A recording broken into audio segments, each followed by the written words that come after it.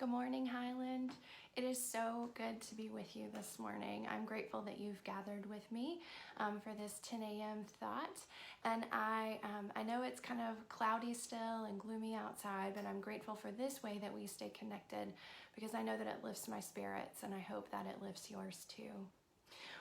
One of the things that I've been wondering about this week with our theme that is the freedom to be united is how we stay connected even when we're apart. How do we stay united even when we are apart? And so one of the things that I want to try to do today is to bake with you. I had this idea last month and time didn't quite work out. But one of the ways that we stay connected at Highland is through the act of sharing communion. And you probably know that on the first Sunday of each month, when we are together in worship, we gather and we share communion. While we've been living in this pandemic life at home, of course, we're using whatever we have. Sometimes that's goldfish and lemonade. Sometimes it's crackers and water. Sometimes it's a Coke and bread that you made at home. And sometimes it's a slice of bread and some juice. It can be anything, and that is okay. But one of the things that I've been thinking about is Highland's communion bread. It's unique and it is different and lovely, and it tastes so good. It's inclusive, it's gluten-free. And so one of the things that I've been thinking about is there a way for us to be connected through Highland's communion bread?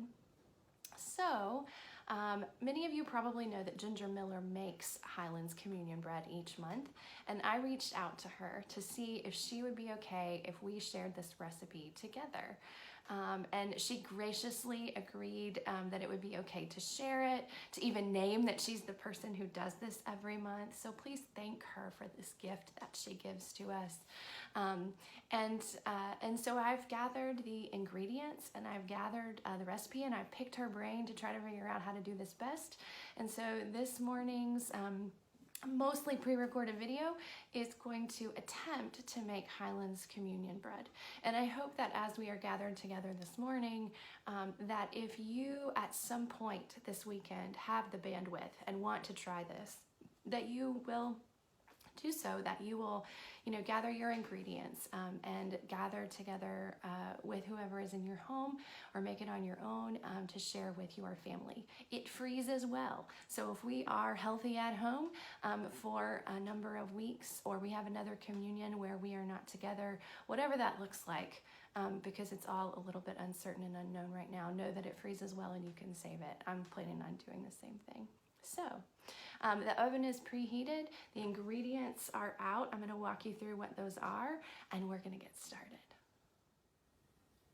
On our table this morning, we have several ingredients. To make Highland's communion bread, you are going to need a large bowl and a small bowl. You will need some milk. You'll need a stick of margarine and a stick of butter. You'll need some sugar, some xanthan gum, some salt, some gluten-free flour. Ginger recommends King Arthur. And you'll also need a cookie sheet. And I've used parchment paper, although Ginger has assured me that you don't have to use it because of the butter that's in the recipe. But I am using that today just for ease of transfer.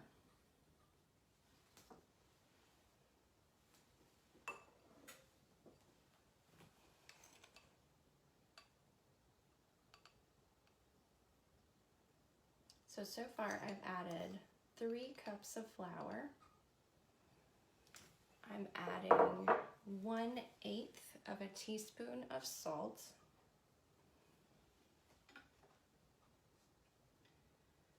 I'm adding 1.5 tablespoons of sugar.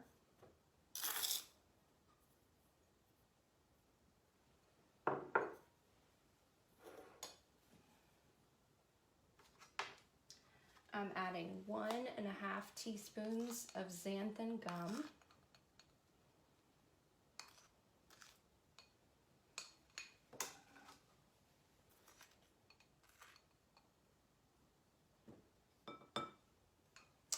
And that is all of the dry ingredients. And so we're going to take the dry ingredients and stir them all together.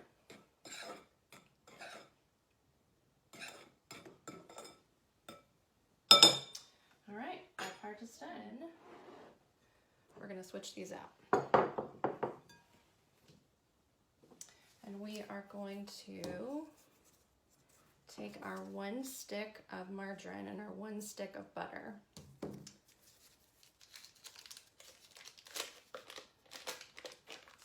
put it in a larger bowl.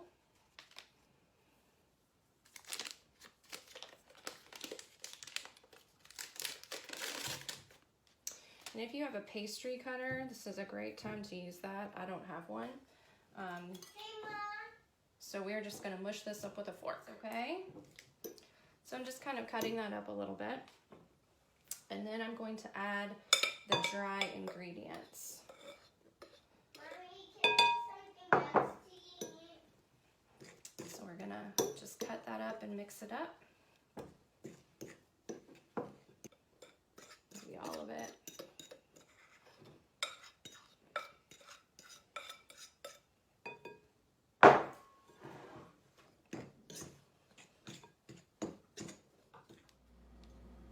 I don't know if you can see the consistency difference. The flour was very thin and easy to pour, and now after mixing it with the butter, it has more of a crumbly texture. I don't know if you can see that. And I can smell the butter. Y'all, this smells so good, and it's not even cooked yet. If Ginger were here coaching you through making this, she would suggest leaving this dry ingredient butter mixture to sit for about an hour. She says that it just makes it meld together better and bind together better when it bakes. Unfortunately, in my house this morning, we don't have time to let it sit for an hour. So we are going to experiment, and we are going to see what happens when we don't. So next, the last thing we're going to add is a 1/2 cup of milk. So we're going to pour that in.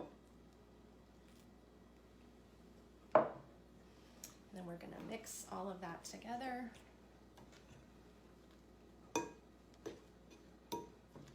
Now when Ginger makes this, she makes enough to fill up 5 or 6 pans of our wafers that we use. That's double this recipe, so I have halved it. So I don't know if we'll have enough to make 2 or 3 pans. We'll just have to see. Not sure if you can see this dough, but it just looks like cookie dough, kind of, without the chocolate chips. So I put my dough on the pan now, and we're just gonna push it out.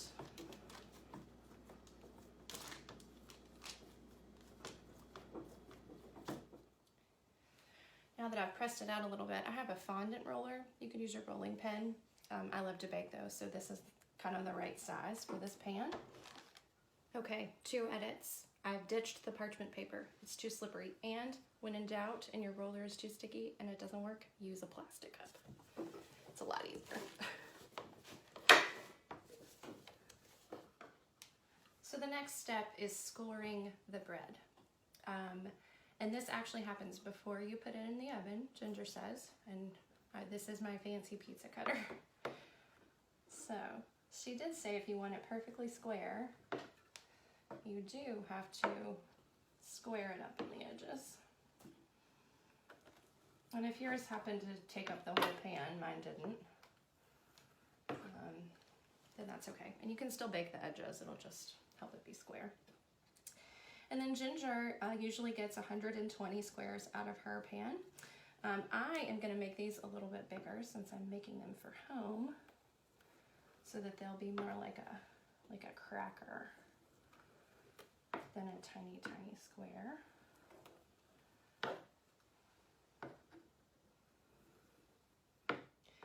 All right, that's it. It is ready to go in the oven. I'm gonna put it in for 15 minutes at 350 degrees. We'll see what it looks like when it comes out. So here it is, friends, my version of Highlands Communion bread from my house. A couple things I learned. If you can make your dough thinner when you bake it, it will bake up much faster. I had to cook this for almost 30 minutes, hence the delay on Facebook Live. And so but you can see it turns nice and brown, and it smells really buttery and tasty. And so I hope you enjoy if you decide to make this weekend. All right, here's the test. Tastes just like home, friends. Hope you might choose to make it too. So friends, making the bread this morning really has connected me to you. I have thought about you and prayed for you and imagined your faces as you come up to take the bread and eat it on a Sunday morning. It is joy. And so I hope that as you walked through this with me, and that as you maybe consider making your own bread, that maybe that can become your spiritual practice for the weekend, for how we stay united even when we are apart. Can't wait to hear if you take this on, and know that I am thinking about you, praying for you, missing you, and cannot wait till we can be back together again. Have a great Thursday, friends.